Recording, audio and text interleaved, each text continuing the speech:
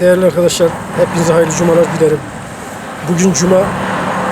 Bitlis'in en zor yerinde inşaatımız devam ediyor. Malumunuz 15 Nisan'dan itibaren inşaat sezonu başlıyor. Bizim şu anda yapımı devam eden 4 tane işimizde inşaat başladı.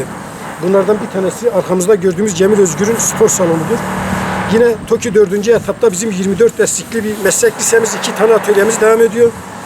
Yine bizim Güroymak Değirmenköy'de 12 destekli bir okulumuz devam ediyor.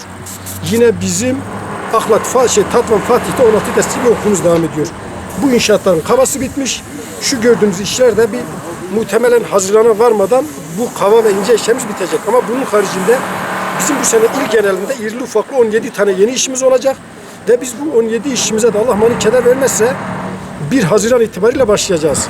Yine bunun haricinde bizim ilimizin genelinde şu anda güçlendirmesi yapılacak bir 14 tane işimiz var. Onların da ihalesi falan bitti. Artık bir sürece göre bakacağız. Yani okullarımızın açılma durumuna göre onlara da start vereceğiz. Yani sizin anlayacağınız biz 2020'nin 10. ayında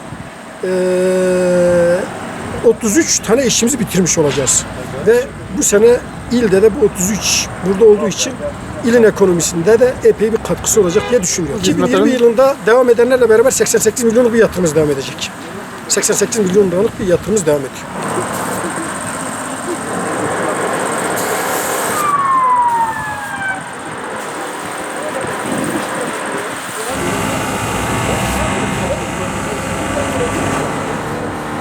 Ahmet de baba.